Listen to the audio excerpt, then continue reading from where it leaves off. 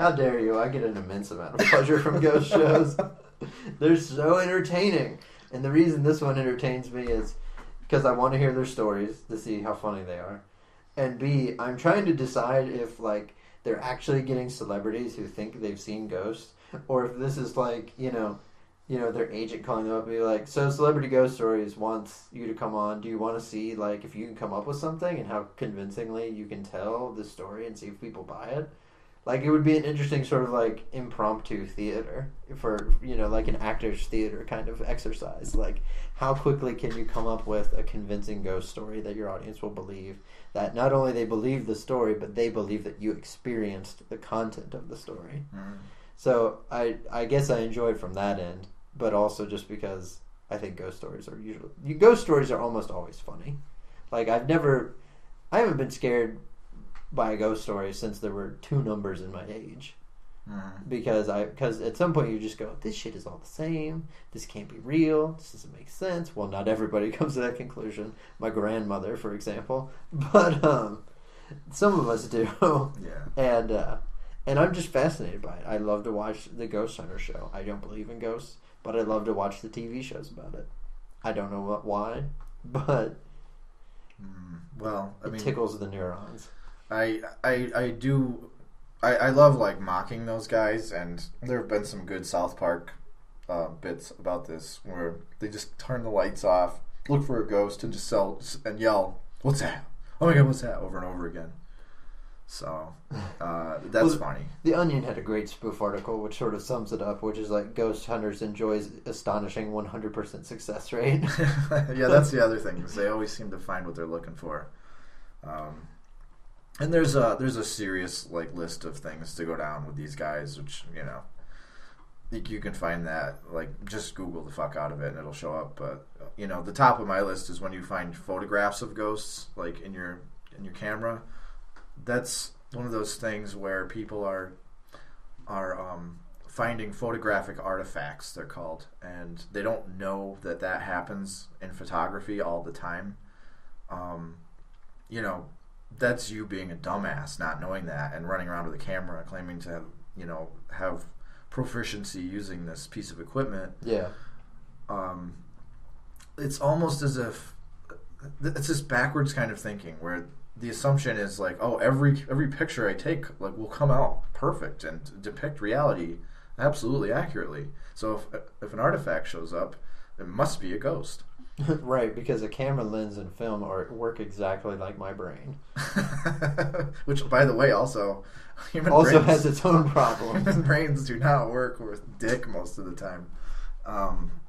So that's hilarious to me. Just these people, like, it's a picture of dust on the lens or something, and it shows up all wonky, and see, there's a ghost. Hey, stupid, that's not how that shit works. Like, that's pathetic.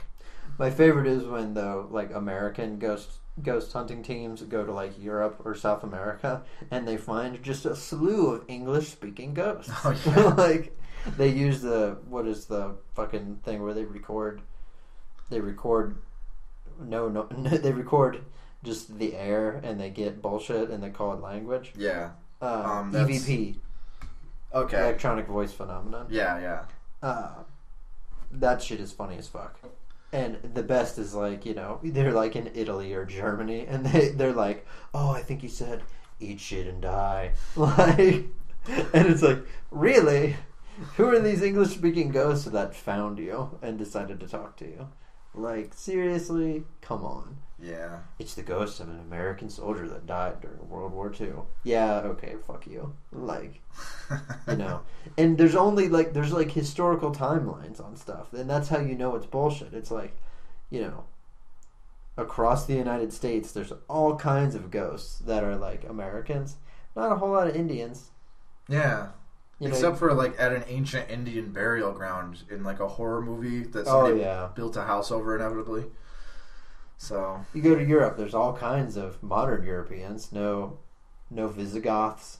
Whenever it's an ancient Indian burial ground, it seems to be like some sort of vortex into another world. Like, it's never just a ghost saying shit. Right. But when it's somebody that speaks English, that's exactly what it is.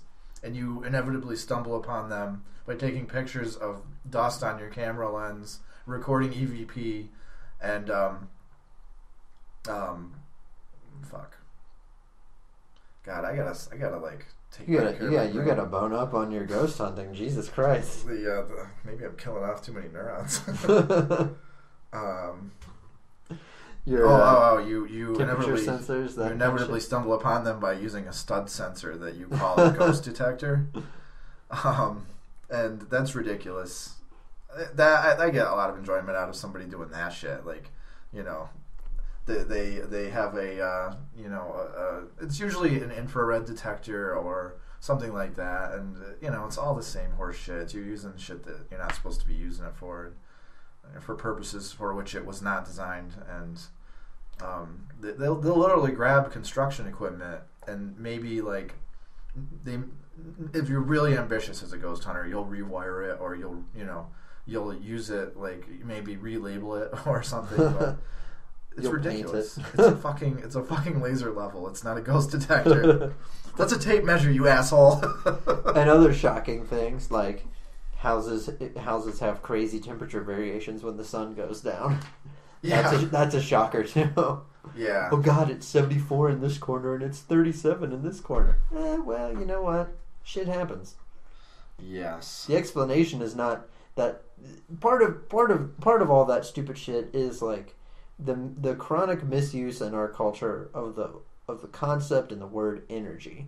Oh yeah. You know, it's cold in this corner because the ghost is sucking up energy. Bullshit. If it's sucking up energy, it should be -80. Like that, I'll accept that. Or I don't even know why I picked that. It just has to be crazy. You know, energy isn't this thing. Oh, I have a lot of energy in the morning. I watched this documentary about obesity, and or no, it wasn't about obesity. It was just about dieting and the weird diet shit people do. And this woman was talking to a psychiatrist because he thought that she had like some sort of weird dieting eating disorder. And he was telling her that she was in an energy deficit. And she's like, oh, how do you know that? You don't know my life. And he's like, you're losing weight.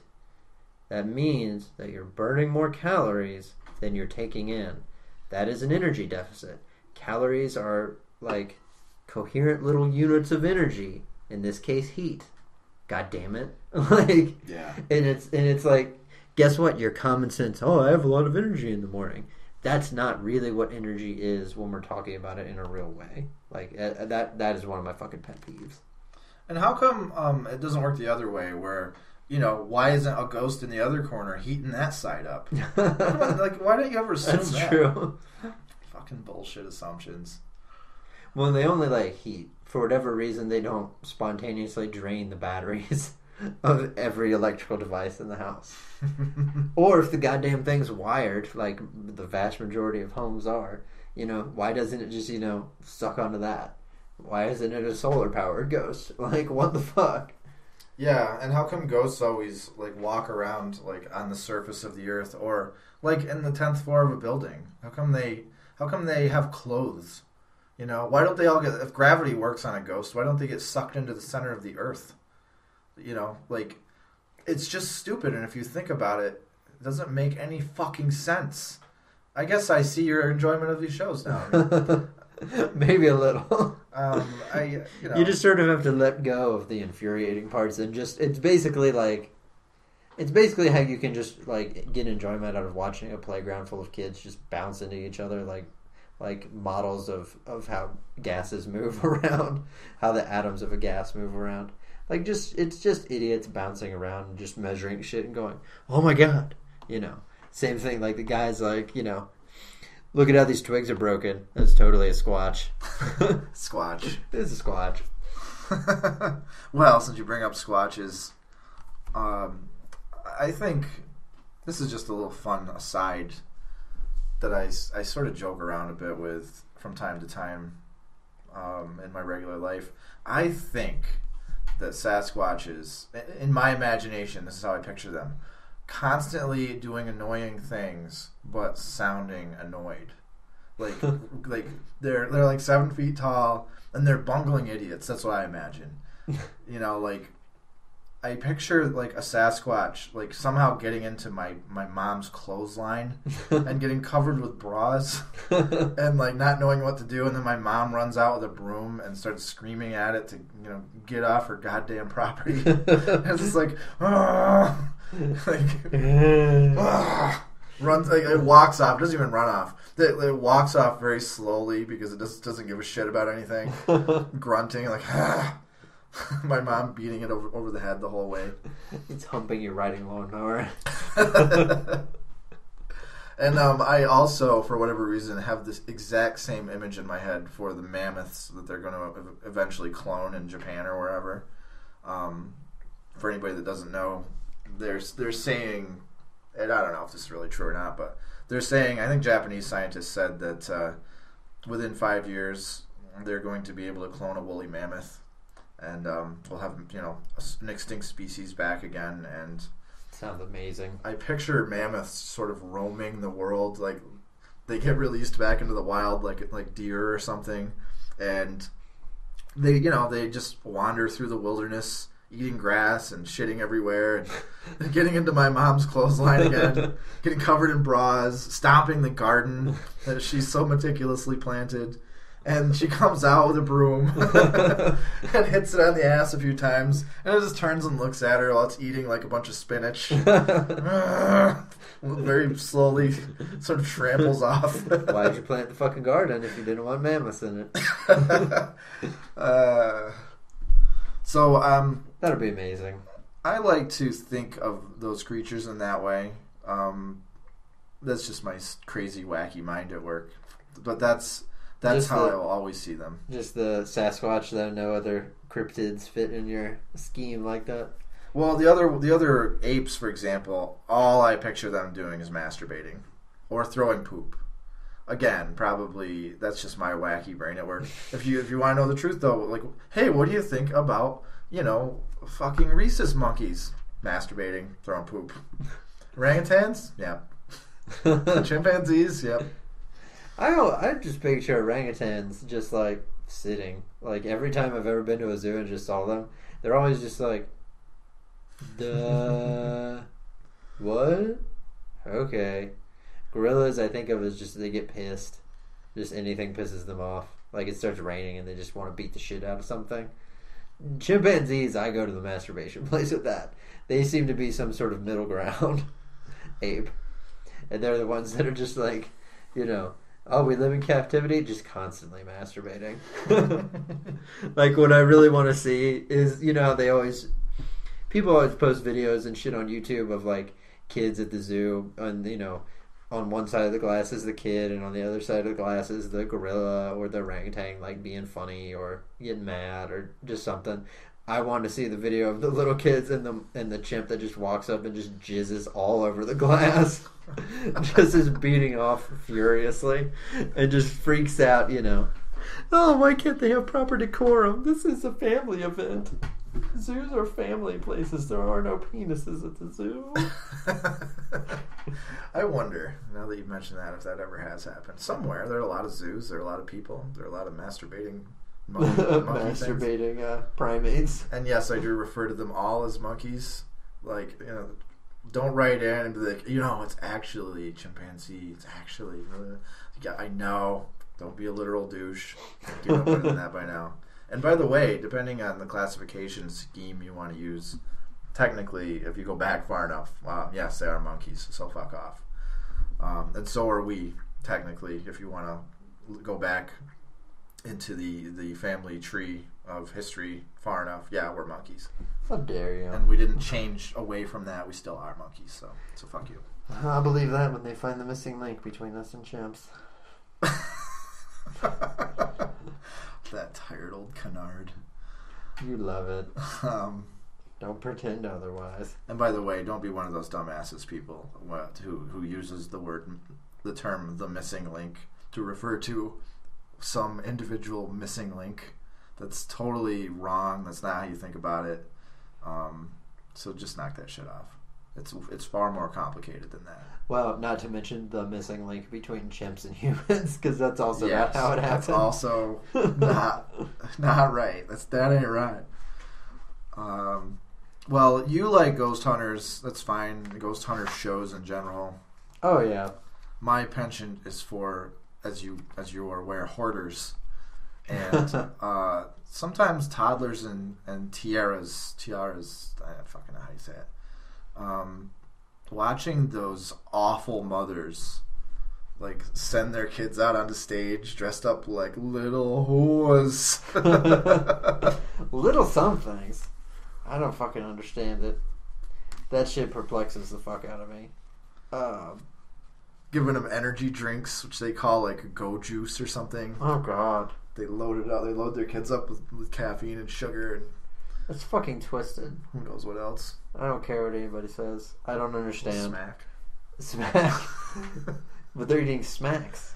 So it's really confusing for those little kids.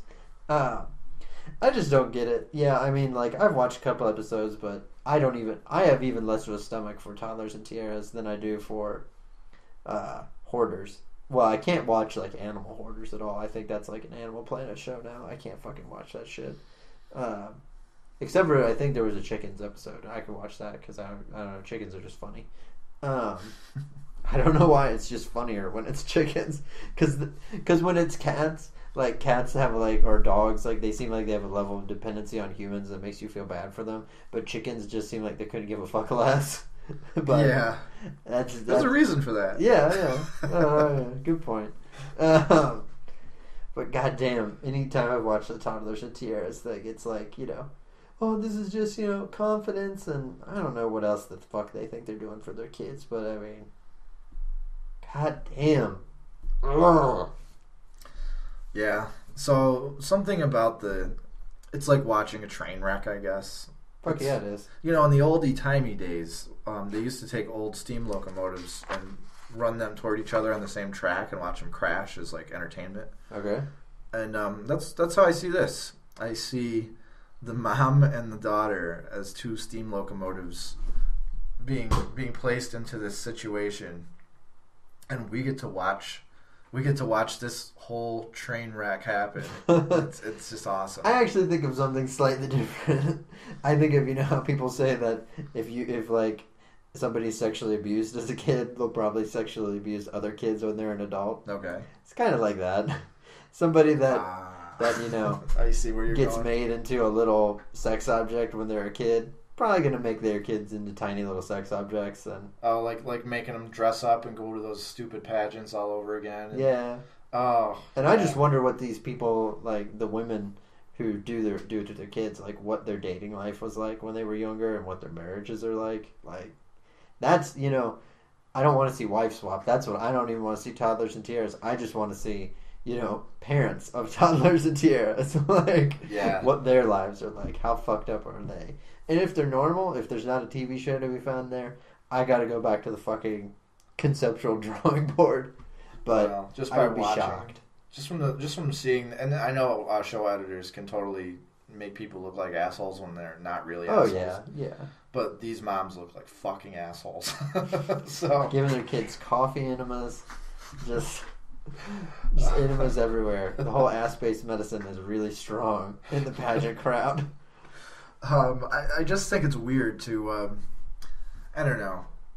It's not so much putting eyeshadow on a little girl or makeup or putting her in a skimpy dress, because that sort of thing, I always sort of think like, well, it's just like colors and paint, so fuck it. And it's just a skimpy dress. And if she was wearing a bathing suit at the beach, no one would give a shit. Well, a lot of these kids are probably too young to even know what they're really doing, you know, or what they're wearing means. You know what I mean? Yeah.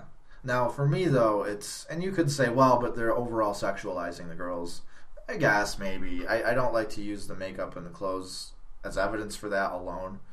But what I really like have a problem with is the selfishness of the moms. That's what really... I love hating selfish people. True. That's where I get my kicks from for that show. And they just push their kids into these high-pressure situations, and oftentimes the kids don't want to be there. Or these little girls end up turning into little narcissistic monster bitches, like later. And sometimes not later, sometimes on the show, they act like little assholes. And that's really I think the show's bread and butter, and that's why people like me watch it. And it's one of those, I guess it's a love-hate relationship with the viewers of that show, or you love to hate the people on the show. And I don't know whether I should hate the little girls when they're acting like assholes. They got made into that, but I do. They just make it so easy. Yeah, like you get brainwashed into the pageant lifestyle, and then you start acting like a narcissistic bitch. I don't know what to say. Well, and the way they get made up is kind of gross, but actually what grosses me up more is like the little weird like performance routines they end up having them do. You know what I mean? Like the dance routines and stuff that are like, Jesus, I don't even know if like NFL cheerleaders do that at the game on Sunday. Yeah. Like, what the fuck? Yeah, that's a little weird. It's like they're when you get into the realm of making like obvious sexual like humping motions. Yeah, that's another level up. Where still, like, we all have a pelvis, and dancing involves pelvic gyration sometimes, but I don't know. It does have meaning in our culture, like humping the air. That does have meaning, and people know what that is. So there's a reason there's no dancing at Baptist weddings. So we could be okay with the fucking. We just won't want to know it on the surface like that. Wasn't that also the plot of Footloose? Oh my. So I really, as a free thinker, like, I want people to. I don't want to judge too much and jump to conclusions, but maybe these dance routines are a little odd for like a 5-year-old girl dressed up like I don't know how to kick with that lately. I don't even know why I say it like that. I just do. It just sounds right. It's a little carnival barker. Step right up if you're looking for a whore. It's sort of my East Coasty kind of, I'm not sure. It just sounds right when you call somebody a whore. You call them a whore. I don't know. I'm gonna run with it and see where it goes, where it takes me. Enjoy. I'm not getting off this magic carpet ride. Yeah, I mean, the emotional part though, I understand because you brought up hoarders too, and that's how I feel about it. Is like even in my sanest, like most calm moments, I will probably be able to say, yeah, okay, that's like a disease or whatever. There's something psychologically wrong that makes these people different somehow. But when I watch it, it just brings out that visceral sort of reaction where I just go, fuck these people. This is what's wrong with our country. Like, these people are ruining things for the rest of us. Yeah. Jesus Christ. Well, this has always been around too. Like stupid people, this is another case of where the good old days isn't true. There have always been stupid fucking people who are dumb as shit. And from 50,000 years ago through ancient Mesopotamia and into Rome and, before that, Greece. And there were people in the New World in a South American jungle that were being fucking dicks to their other members of their tribe. Yep. In northern Siberia and ancient Japan and the Australian Aborigines. They all have the same problem. Fucking stupid dicks. And we see it today, in our culture, but I wonder sometimes if it's getting worse. That's I don't want to fall into the good old days mentality. Yeah. But it's really tempting a lot if you want to just sort of have fun with it to say that people are getting dumber. Probably the opposite is really true, but god damn it, does it look like people are getting dumber. Well, yeah, the problem, part of the problem, the question that you raise is, you don't want to fall for the good old days mentality, but there are probably some things that we could measure to see, because things obviously have changed. You know what I mean? Things obviously do change, yeah. But how much and of what how much do they change and what things change? You know what I mean? Right. Like by all measures, like, crime has gone down in the United States over the past 20 to 25 years, but Is it because criminals are getting dumber, though? Exactly. What is it? What is the explanatory variable? Or the explanatory variables? Or is it because police are getting dumber and they're not catching them? See, that one appeals to my biases. So I have to watch out for that hypothesis. Maybe I'm just seeing, like, for me, it seems like customer service skills have gone way down in the last few decades, and courtesy has gone down. People, like, leave their house dirty a lot more, and not by a little dirty. I mean, like disgusting and smelly, and like the type of person who this is one of those things. No, you don't have to comb your hair, but there's like a list of things, and you don't have to do any of them, but you should do some of them. You don't have to brush your teeth, but if you're not going to brush your teeth, maybe comb your hair or take a bath or something. It reminds me of if you're not going to take a bath, put on some deodorant. And I need to keep going on college campuses to verify this, but it's kind of the phenomenon of like a lot of kids wearing like their pajamas to class. Yeah. Like I don't think that you should wear like a suit to class. I'm never going to say that, but like, bounds of reason. Yeah, like jeans. Like, even if if it's an 8 a.m. class and you haven't showered yet, I kind of go, yeah. But if it's like a 4 o'clock class, yeah. I'm kind of wondering, like, should I be worried about you? Is everything okay? Like, you realize you don't have to take the college kid image that seriously. And you could make the argument, well, maybe this person has a night job and they're on a different schedule. Yeah, fair enough. But you can't say that about everybody we see. Right. There's a trend happening for sure, and it's, I don't know, I don't want to call it any one thing, like laziness or more incompetence. Maybe it is more incompetence. But there is sort of a casualness, like. The reason I say that is just because the other day I was like, it's been a while now. I was talking to my mom about the 60s and sort of those good oldie timey impressions, because I like to, even though she doesn't necessarily get high marks for paying close attention to society. I just like to have sort of my impressions of the good old days debunked, and I was talking about how I think it's interesting how you see like pictures of just people out walking around from like 1962, I guess 50 years ago about, and like all the men are like wearing suits and hats, and if you take that same picture of like a regular street in New York City today, you don't see that anymore. Right. And she was talking about how like, oh yeah, if you saw somebody out in public wearing jeans, you thought they either were like working or they were poor because they're wearing jeans in public because that's all they could afford. Right. And I was like, oh, that's weird, because I would never ever think that now. I would never see people out in public in jeans and go, oh, they must not be able to afford pants. You know what I mean? Like proper pants. Everybody wears jeans in public. I wear jeans in public all the time. So it's just funny how that's changed. Well, there's something to be said about utility at the same time. And yeah. I don't think pajamas are as good a call as jeans or work pants of some kind. Yeah. A suit is inconvenient. Pajamas, in my opinion, are inconvenient. Yeah. They're thin and flimsy, and like, speaking personally, like I get involved in a lot of rough shit, so I need a good pair of thick jeans most of the time if I'm going to be doing anything.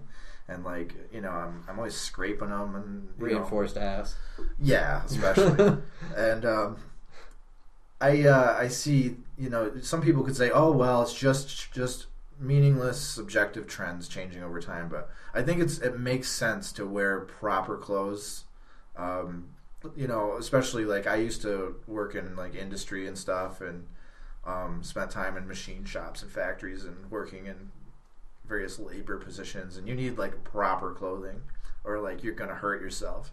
Mm-hmm. And even just walking around day to day, I guess you could make it around a campus most of the time in pajama pants, but I don't know, like it just seems to me I would feel naked and I would feel like, oh, I'm gonna tear these things like pretty soon based on the way I treat myself and my clothes. But well, yeah, I mean, they seem inconvenient to me in the sense that like when it's warm out, they're too warm, and when it's cold out, they're not warm enough. Yes. Now, granted, I do wear shorts sometimes, and you could say, well, you know, you have no cloth over your legs there, and that's true. But I just see it like an elastic waistbanded pair of pajama pants made out of that thin material. It just weird. It's weird, and I think that it probably stems from. I mean, I've read books about how narcissism might be taking over in our culture. Dr. Drew Pinsky wrote a good one called The Mirror Effect. And I don't know if it's right or not, but it seemed plausible. He's saying that the young people are becoming more and more narcissistic as time goes on because of their exposure to celebrities and Hollywood culture. Okay. And they mirror that behavior, and it just magnifies over time, back and forth, back and forth. So maybe that's possible, and that, you know, we never had a Hollywood culture and electronics and stuff and an electronic media throughout history, and we do now. True. So maybe it's true that the old days are truly different from the new days now, the current present day. I don't know. Maybe that's the exception. It's not saying that it was better in the good old days. I guess it was just different. But it does appear that there is more narcissism now and more selfishness and more discourteous behavior, and that annoys the fuck out of me. I like to be casual, but not to the point of looking like a fucking selfish asshole when I go out somewhere. Right. And when I talk to people, I treat them decently and with respect, you know, and I look them in the eye and I shake their hand, and I don't get in their way, and I don't act like a creepy weirdo. You know, none of that shit. I see that everywhere nowadays. And I act like I give a shit about what they're saying. And god damn it, I don't whip my phone out and start texting in the middle of somebody talking. You stupid fucks.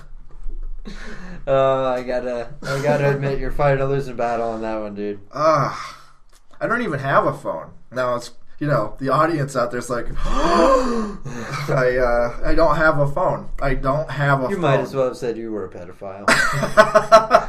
Sean the non-believer. Sean. My car will break down sometimes. It's rare because I take care of my car. I actually have more than one, but that's why you have a flare gun. Yeah, exactly. I shoot somebody else's tire out and I borrow their phone. The circle of life. I don't mind that my car has broken down different times and I didn't have a phone, because I'm cool with walking, because I'm actually in reasonably good shape and I can walk more than a mile. Some people, I don't even know if they can walk a mile, honestly. To me, that's nothing. I could walk 20, 30 miles. It wouldn't bother me a bit. But based on my wife's stories about her patients, there are many people that cannot walk a mile. Yeah, I guess. And that's like if you have a disability or whatever, that's fine. If you're just a lazy fuck and you could have like gotten in shape and you decided not to, and then you have to do some walking to survive, I don't know what to tell you, dude. You fucked up. Somewhere along the way. But I made the wrong decision. I don't have a phone, and it's not that I won't have one forever. I'll probably get one pretty soon, but I just haven't really needed one. I used to have one and I never used it. I had it off most of the time, and I didn't like texting. And then when I get one, I'm not going to be texting all the time because I hate that shit. And if I do text, it's not going to be like when somebody else is talking to me. Like, that happens all the time now. That irritates the piss out of me is when, and it's not just once in a while, it happens all the time. Everybody just, no, you're not that important. Like, you're saying, like, hey, it's good to see you. Like, I haven't seen you in a while. Like, I've been doing all this great shit. What have you been doing? Like, on and on. Like, happy, fun conversation. And the other person is like, yeah, you're not very important. It's right in the fucking middle of what you're saying. Oh, yeah. No, I know what you mean. Like, when I was teaching, like, I had a lot of students that, like, a good 20 to 30% of the students in any given lecture were using their phones in their crotches.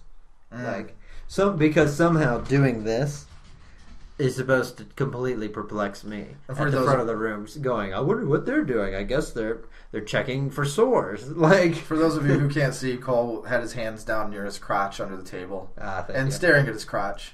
Although that's my usual position when I'm doing the show. So I was thinking, doing what? The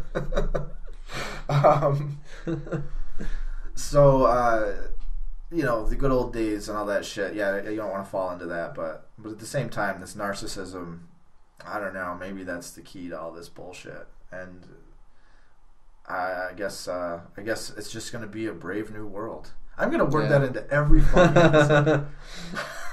Well, just to say another serious thing about it, what it could be is, the good old times hypothesis or way of looking at things is wrong, but that humans can have consistently, for at least as long as we've had organized societies, have had the same propensities, but the way the society functions enables certain habits, traits, etc.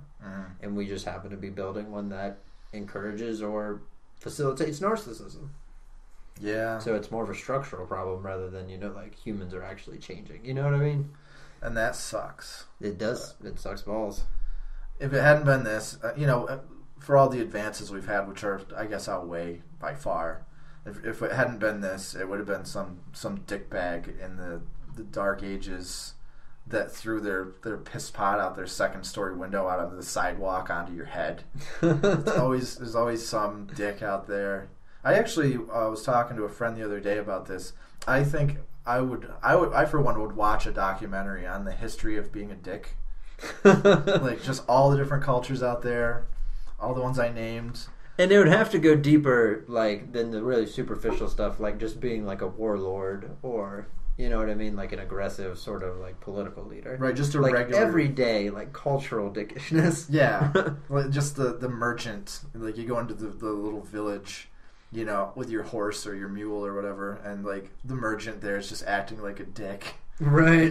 And you would be, if you were a time traveler, you could see oh wow, that guy acts just like Fred from next door. In the 21st century. I'll bet the similarities would be striking. Yeah, I could see it. It'd be interesting. And I wonder too if there was more narcissism in the oldie-timey days among maybe the wealthier, higher class people. Yeah. Because they had access to more media and more ritzy stuff and they were in charge. All the bullshit. Yeah, they communicated more and had more free time. I wonder if they were the precursors to our modern, stupid asshole narcissism problem. See, this reminds me of my theory or hypothesis that there's a healthy chunk of the population, not just Americans, but I'm going to focus on America because I don't want to talk about anybody else, that would love it if we replaced our government with an aristocracy.